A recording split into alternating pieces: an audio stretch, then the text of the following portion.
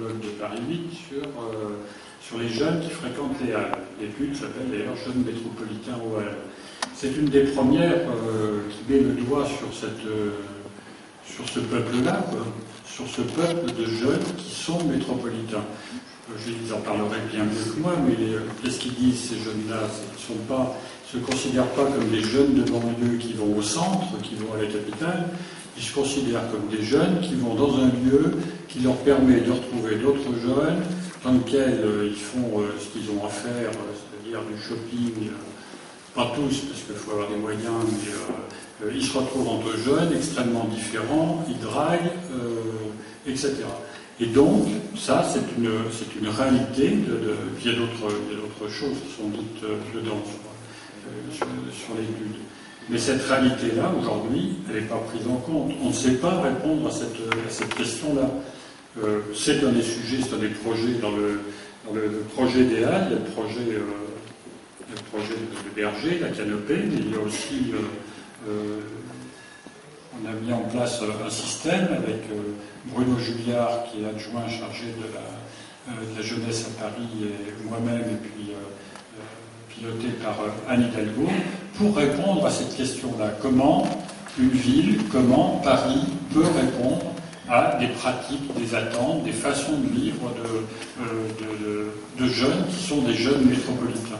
Certainement pas en leur offrant des services comme on sait bien le faire, des centres d'animation, des trucs de genre, puisqu'ils recherchent autre chose par la fréquentation de ce lieu.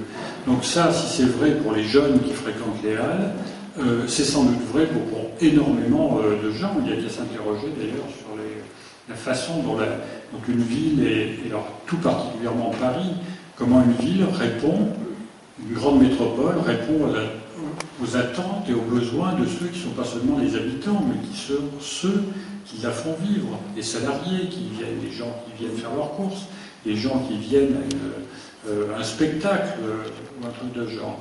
Donc je crois qu'il y a là un vrai grand sujet qui sans doute passera à travers la réalisation d'événements. Je pense qu'il faut des événements métropolitains qui affirment ce sentiment d'appartenance.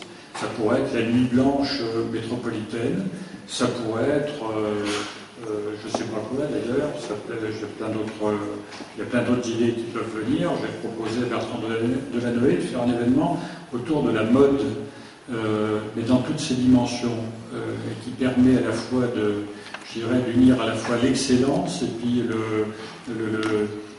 la créativité populaire, puisqu'il y a des créateurs de mode partout maintenant, il y a des jeunes qui font des fringues absolument partout, qui permettraient de poser aussi la question de la formation. Il y a beaucoup de métiers possibles et très intéressants dans les milieux de la mode. Donc pourquoi pas un événement métropolitain, je dirais comme Milan le fait autour du Salon du Meuble. Pourquoi pas un événement métropolitain qui irrigue l'ensemble de la métropole autour d'un thème. Je pense celui-là, je ne sais pas s'il est extrêmement pertinent, mais on ne doit pas avoir beaucoup de mal à en trouver d'autres. Ça peut être autour du sport, ça peut être autour de...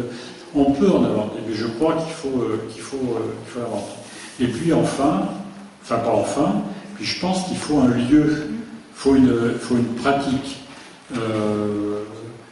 Certes, il y a la maison de l'architecture dont le rôle est extrêmement important ici, il y a la cité de l'architecture et du patrimoine, il y a l'Arsenal, mais aujourd'hui, il n'y a pas dans cette métropole, alors je dis un lieu, ce n'est pas forcément un lieu physique au départ, mais je crois qu'il n'existe pas d'endroit, de moment où on puisse, quand on est le grand public, les citoyens ordinaires, s'approprier cette question-là, savoir où on est, comment ça s'organise, comment ça fonctionne. Il faut les chercher. Il y a un morceau de l'exposition de l'Arsenal qui présente, Dominique Alba a réalisé la présentation différente de Paris, justement, dans la métropole. Mais ce lieu-là n'existe